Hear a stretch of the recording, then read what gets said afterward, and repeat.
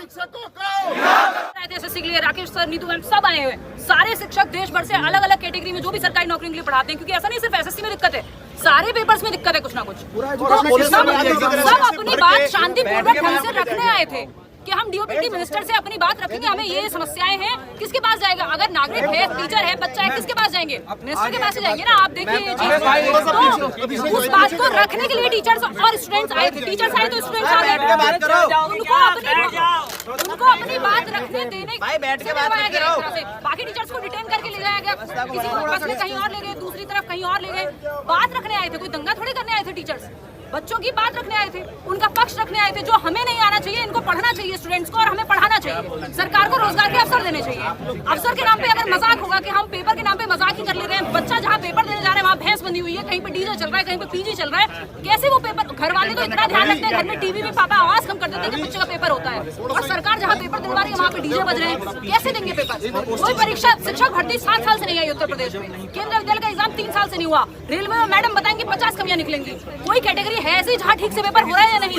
यही बात रखने टीचर्स आए थे बहुत शांतिपूर्वक तरीके से, उनको उठा करके आप ले गए। तो वो अपनी बात नहीं रखेंगे तो फिर कैसे आप तक बात पहुंचेगी? या आप बात सुनना नहीं चाहते हैं तो वो बात अलग है। फिर यहाँ तो हम सब अपनी बात ये पढ़ रहे हैं, लिख रहे हैं, साल भर बच्चा तैयारी करता है, टीचर पढ़ाता है, इसलिए कि जो रोजगार का अवसर सरकार दे रही है वो अपने कॉम्पिटेंस से, अपनी क्षमता से, अपनी प्रतिभा से। ऐसा नहीं है कि वो कोई मांग रहे हैं कि भाई आप रोजगार दे दो, वो कह रहे हैं अवसर दे दो और ठीक से पेपर करा लो।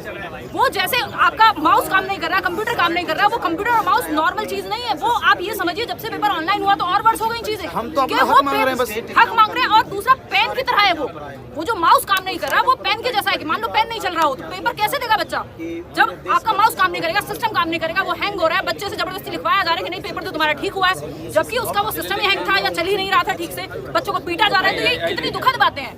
हम लोग बैठ के पढ़ाएं अपने घर पे, यहाँ बारिश में क्यों खड़े हैं? ये लोग इतनी दूर दूर से आए हुए हैं, स्टूडेंट्स क्यों आए हुए हैं? क्योंकि दिक्कत है, बेवजह कोई नहीं आना चाहता। नेता चुनाव के समय पे एक्टिव होते हैं, हम कई बार इस मुद्दे को भी ऐसे बनाया जाता है कि तो कोचिंग वाले हैं इसलिए इस चीज को भड़काते हैं, बट बच्चे से हम डायरेक्टली आत्मीय रूप से कनेक्टेड हैं।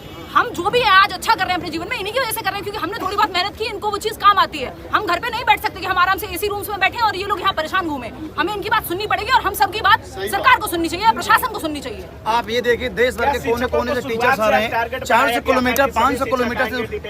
शिक्षकों को बिल्कुल एक अपराधी की तरह से ट्रीट किया गया। यहाँ पर शिक्षक जो है पूरे देश में शिक्षा की अलग जगाते हैं, हर एक बच्चे के लिए कह सकते हैं कि भविष्य निर्माण करते हैं, और उनको एक इस अपराधी